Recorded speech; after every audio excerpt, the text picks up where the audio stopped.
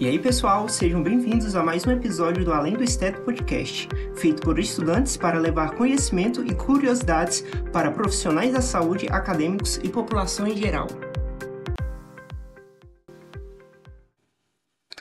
Eu sou Matheus Miranda. E eu sou Bruno Pelizari. Estamos aqui hoje com a professora Andréa Amaral para falar um pouco de asma. Fale um pouco sobre você, professora, para os nossos ouvintes. Bom, sou Andréa Amaral, sou pneumopediatra, sou professora aqui no AFA Palmas e professora no UFT, preceptora lá do HGP, já respondo parecer lá no HGP de pneumologia. E vamos falar, né? Vamos falar um pouquinho de asma. Tá em alta, viu, gente? Muitos casos. É isso aí, professora. Muito obrigado pela sua presença. Então, assim, o que é a asma, afinal? Como que nós podemos explicar de forma simples para quem nunca ouviu falar, quem não conhece a doença e não entende, né? Muita gente tem medo de asma, né? Asma é uma doença crônica. E aí, como é uma doença crônica, a gente precisa de recorrência de episódios para poder falar que é asma. Que tem tratamento, mas se não tratada, ela pode levar a consequências graves, né? Inclusive óbito. E tem um mito em cima da asma, né? As mães preferem falar bronquite, preferem falar qualquer outra coisa, menos que a asma. E que a gente percebe muito que as pessoas confundem até pneumonia com asma. Acham que uma crise asmática é uma pneumonia. Isso acontece muito, sabe? E são tratamentos totalmente diferentes. Então a gente precisa saber identificar a doença para tratar da forma adequada. Entendi. E, professora, existe uma causa única para asma ou ela tem diferentes motivos? Ela pode ser causada por diferentes etiologias, diferentes fatores? Ela é multifatorial. A gente tem a asma, como é uma inflamação crônica, ela é geralmente induzida por alguns alérgenos, algumas infecções e própria predisposição genética mesmo. A gente sabe que pessoas que têm parentes com asma, parentes de primeiro grau, tá? Pai, mãe, irmãos, têm maior chance de ter asma. E depende muito do estilo de vida que a pessoa leva. Por exemplo, a gente sabe que na gestação, o contato com o tabagismo da mãe gestante, não fumando, mas alguém fumando perto dela, aumenta em 5, 6 vezes a chance da criança desenvolver asma na infância e, consequentemente, na vida adulta. Então, os fatores ambientais são os que mais influenciam, né? E, lógico que tem uma predisposição genética. Quem tem predisposição genética a ter asma, se viver num ambiente que propicia a inflamação, vai inflamar.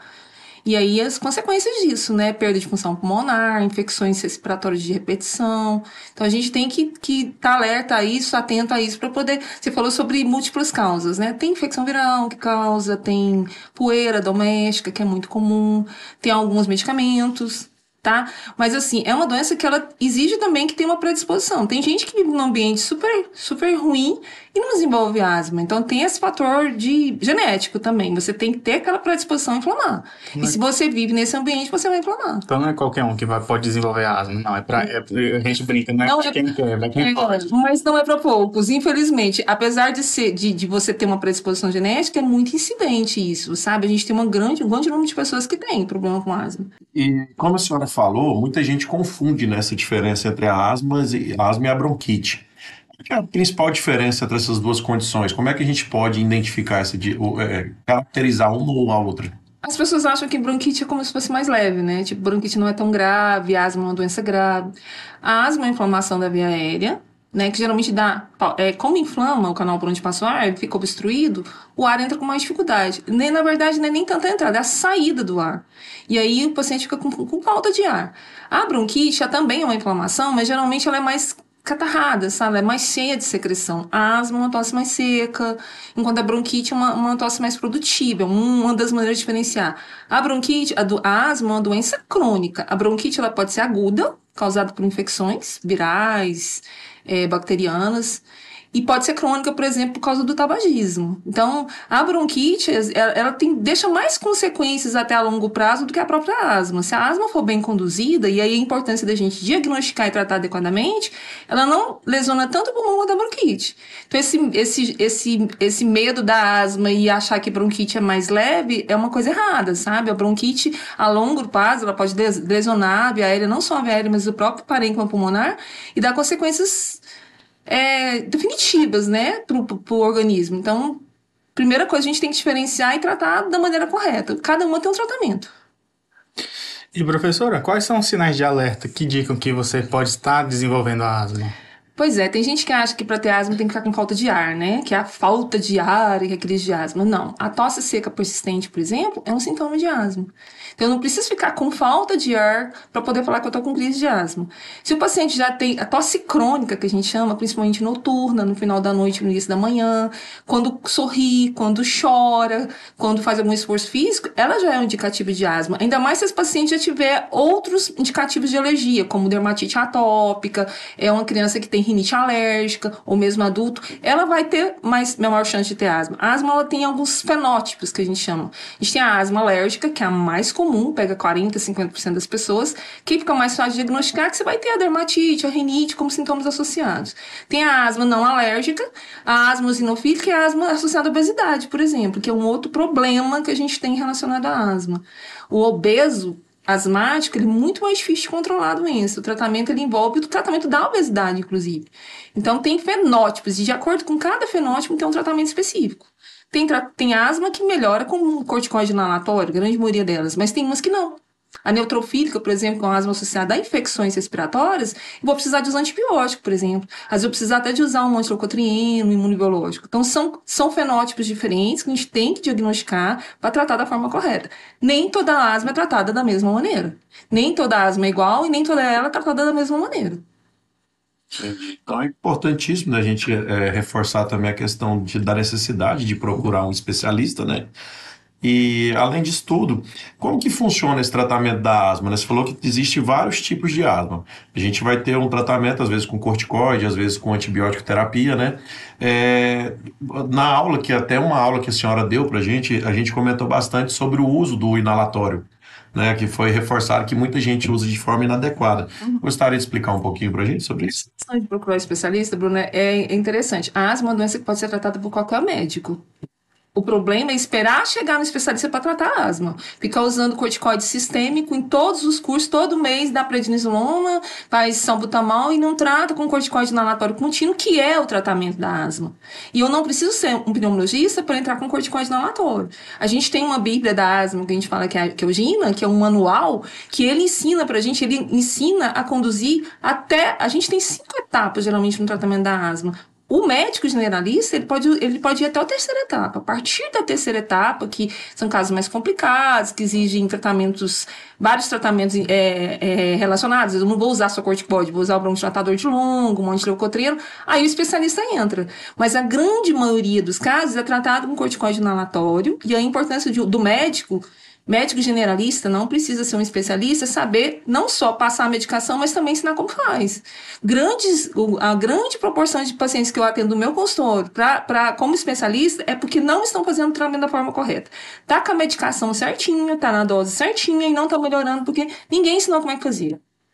E isso acontece no pronto-socorro. Isso é muito preocupante, porque a criança chega, o adulto, até mesmo adulto, para fazer o tratamento da asma, é o uso a asma, o que acontece na asma? A via aérea fecha, tanto por dentro pelo processo inflamatório, quanto por fora pela constricção do músculo liso. Qual que é o tratamento? Desinflamar essa mucosa interna e relaxar esse músculo liso. Então, a gente faz o broncodilatador, que é o salbutamol, e faz o corticoide. O problema é que o uso do broncodilatador, ele nem sempre é eficiente porque não se faz da forma correta, não se usa a bombinha da forma correta, não se agita a medicação para misturar, não se espera o tempo para inalar, não se faz a dose, acha que é relacionada a peso e não é relacionada à gravidade da crise. Quanto mais crise, maior a dose que precisa. E às vezes não trata, não faz da maneira correta, não classifica a crise, não trata da maneira correta, o paciente piora. Ele não está respondendo. Será que não está respondendo porque a medicação não está correta ou porque ele simplesmente não está fazendo da técnica correta? Ajuste isso aí, grande maioria resolve. Tá? O tratamento da crise de asma é um tratamento que tem protocolos. A gente consegue seguir o protocolo e ir bem, mas a gente tem que checar se está sendo feito. Não basta a gente, como médico, só ir lá e prescrever, colocar na prescrição. A gente tem que ver como está sendo feito. E isso tem que tirar um tempinho do plantão para ir lá e ver. Porque senão você vai sulfatar, você vai mandar o paciente para UTI porque você não garantiu que a técnica inalatória estava correta. E eu já vi cada coisa, cada aberração mesmo do uso do corticoide inalatório. Por que a gente usa inalatório? A asma não é um problema na via aérea? eu tenho que jogar um remédio lá. Não adianta eu ficar bebendo. Se você tivesse um problema na pele, você não ia usar um creme para melhorar? Se fosse um problema no seu cabelo, você não ia usar um shampoo? Se o problema na via aérea, respira o remédio. A melhor maneira de receber a medicação é inalando a medicação. Ele vai agir direto onde está o problema e ele vai deixar de ficar circulando no nosso organismo, causando efeitos colaterais. Tem esse mito da bombinha, o medo da bombinha. Bombinha é um dispositivo que leva a medicação até a nossa via aérea. Não é para ter medo de bombinha, você tem que ter medo da asma, você tem que ter medo da crise de asma que mata, entendeu? Não medo da medicação. Certo. E, professora, a senhora falou aí a respeito, né, do uso correto do medicamento. E os pacientes que são diagnosticados com asma, como que é a qualidade de vida deles? Eles conseguem praticar esporte normalmente ou eles têm que ter algum certo cuidado, usar uma medicação a mais, uma quantidade a mais? Como é o manejo, o tratamento desse paciente? A base do tratamento da asma, como é uma doença inflamatória crônica, a base do tratamento é um anti-inflamatório. Então, a base do tratamento é o corticoide inalatório, que a gente vai usar por períodos longos. No mínimo 4 semanas, esse paciente vai ser reavaliado para a gente ver se a gente mantém, aumenta ou diminui a dose. Corticoide inalatório. Não resolveu, aí passei para o paciente, expliquei a técnica certinha, e aí vimos os dispositivos em criança, e até em alguns adultos que não têm um bom entendimento, o uso dos espaçadores é fundamental. É um problema também que a gente tem, o uso inadequado dos espaçadores. A pessoa usa errado, quando lava o espaçador, esfrega com bucha, ferve, e isso atrapalha, inclusive, a deposição da medicação dentro do aparelhinho. Então, além da medicação correta, tem a questão do uso adequado dos espaçadores. Tem que usar adequadamente. Uma vez que você faz o tratamento direitinho, a qualidade de vida sua é normal. Tipo, você pode fazer tudo que você quiser. Eu evito de reduzir dose em férias, eu evito de reduzir dose em viagens, porque se é melhor a criança ir ou o adulto ir com a medicação dose baixa controlada do que ela mudar. Porque assim, na viagem a gente muda de ambiente, né? A gente vai na piscina, a gente vai num ambiente diferente. O risco de você ter uma recaída é muito grande. Então, ficar reduzindo medicações em vigência de mudança de rotina não é legal, tá? A gente deixa para mudar a medicação, mas pode ter vida normal. É muito melhor você usar a medicação uma dose diária, todo dia, na hora de dormir, controlar a doença, do que você ficar correndo o risco de entrar em crise no meio de uma viagem legal, por exemplo, acabar com a sua viagem, sabe? Então, a gente tem que orientar isso. Se mantiver um tratamento certinho, controla a doença, e doença controlada ganha peso, não tem infecções associadas, porque a asma, ela predispõe, inclusive, a pneumonias. O paciente asmático, ele tem uma chance muito maior de desenvolver uma pneumonia bacteriana. Então, isso predispõe a outras doenças, problemas cardíacos. Então, assim, a gente tem que controlar a doença. E não é tão difícil, né? Usar uma bombinha uma vez ao dia à noite.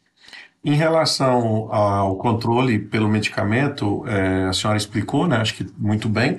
Além desse trabalho feito com a medicação que a gente vai utilizar para o tratamento ser eficaz, tem algum cuidado que esse paciente asmático ele tem que ter dentro da sua casa, no seu dia a dia, para evitar essas crises? Por exemplo, eu falei dos fenótipos da asma, né? O mais comum é o alérgico. E ele está relacionado a alérgenos. Então, poeira, fumaça de cigarro, cheiro forte, pelo de animais. Assim, o paciente ele vai reconhecendo o que faz mal para ele. Ele começa a identificar o que faz mal para ele. Então, tirar. Se ele é induzido, se aquela inflamação é induzida por um alérgeno, não vão ter contato com o alérgeno. Nos pacientes obesos, por exemplo, o controle do peso é fundamental. Hoje mesmo eu atendi uma criança que perdeu 5 quilos. Ele estava com 42 e ele chegou lá com 37, com controle da doença. Assim, é muito difícil você ter controle de peso em criança. Sabe? É muito difícil. Adulto talvez você tenha mais disciplina em relação a isso, mas criança... E o menino melhorou muito. Foi o corticoide inalatório que melhorou ele? Acho que não só. Eu acho que o controle do peso foi o que mais fez ele controlar a doença. E agora ele tá com qualidade de vida normal, brincando, correndo, tomando banho de piscina. Porque se for pra não poder fazer nada também, não precisa nem tomar remédio, né? Bota numa redoma de vidro, deixa lá guardadinho e tá tudo certo. Para a gente ter uma vida normal, a gente precisa controlar a doença. E o controle da doença está no tratamento certinho, medicamentoso e não medicamentoso, que é o controle ambiental. O paciente tem que reconhecer quando ele está com crise, tem que saber reconhecer quando ele está com crise. Ele tem que perceber e aumentar a dose do medicamento se for o caso, associar um broncodilatador. E a gente precisa explicar isso para o nosso paciente. Ele tem que saber reconhecer a crise. Ele faz parte do cuidado, né? Faz. Nos Estados Unidos, por exemplo, os asmáticos, eles têm, cada um tem seu peak flow, que é um medidor de fluxo respiratório, e ele sabe quando ele está com crise, porque ele tem os parâmetros normais. Só que aqui no Brasil não é uma realidade, né? Bom seria se todos os nossos pacientes tivessem seu peak flow e soubessem quando está entrando em crise para entrar com as medicações necessárias. Só que isso, a gente nem faz peak flow, que não é rotina. Eu, como pneumologista, faço, mas a grande maioria dos médicos não. E é uma coisa que não precisa ser especialista para usar, tá? É uma ferramenta que a gente utiliza no controle da asma, super tranquila de manejar, que todo médico pode manejar, não só o especialista. E para fechar, professora, você gostaria de deixar alguma mensagem para alguém que acabou de receber o diagnóstico de asma? Olha, asma não é um bicho de sete cabeças. Ela pode interferir na sua qualidade de vida, sim, se não tratada. Se tratada, se bem conduzida, você vai ter vida normal. Uma coisa que acontece muito é dos pacientes melhorarem, porque o tratamento ele é crônico. Assim como a doença é crônica, o tratamento é crônico. Então, o controle é considerado 4 semanas assintomático. O paciente começou a usar a medicação, ficou 4 semanas sem sintomas, eu vou pensar em reduzir a medicação. O problema é que ele melhora, na outra semana ele simplesmente para de usar o remédio porque ele está bem. E aí ele tem recaídas. Então é muito importante que ele entenda que é uma doença crônica, que tem que ser tratada com medicação contínua e que a gente só vai reduzir a medicação se ele ficar assintomático e não ficar tratando crises e crises uma atrás da outra. Ele tem que entender isso. É chato usar medicação todo dia? Sim, mas é melhor usar uma dose baixa todos os dias e controlar a doença do que ficar tendo crises. E o pulmão da gente, ele vai indo, a gente chama de remodelamento. De tanto ele inflamar, desinflamar, inflamar e desinflamar, ele vai virar uma cicatriz, ele vai endurecer, ele vai fibrosar. Sabe? E vai chegar num ponto que essa medicação, inclusive, não vai agir. E aí vem os problemas. O medo da bombinha, meninos, é por causa que antigamente o único dispositivo que a gente tinha para o tratamento da asma e bombinha era o broncodilatador. Ele não tratava a doença, ele só relaxava o músculo. Só que o uso crônico do broncodilatador passa a não responder. Então eles falavam que a bombinha viciava. Na verdade, não é a bombinha que viciava, a bombinha deixava de funcionar porque a doença básica, que era a inflamação, não era tratada. Agora não, a gente tem bombinhas com corticoide inalatório. E essa é a base do tratamento. Se eu estou precisando usar salbutamol, meu corticoide está pouco. Eu preciso aumentar a dose. Então, a gente tem que orientar isso não só a população, mas a classe médica também, sabe? Evitar o uso de corticoides sistêmicos e usar mais os corticoides inalatórios, lavar a boca, porque a gente não pode deixar resíduo na boca. Tem todos os cuidados que a gente tem que ter. Mas que não precisa ser especialista para saber. Um bom médico, ele tem essas informações e ele tem que repassar isso para o paciente. Bacana. Muito obrigado, então, professora, pela sua participação. A gente do Além do Esteto aqui está sempre de portas abertas, tá? O dia que a senhora quiser voltar a apresentar um próximo tema, será muito bem-vinda. Aos nossos ouvintes, agradecemos a sua companhia até aqui. Espero que tenham entendido mais sobre o tema de hoje. E caso tenha algum tema que queira ouvir ou perguntas sobre os nossos próximos temas, só nos enviar no directs ou caixinhas de perguntas no nosso Instagram.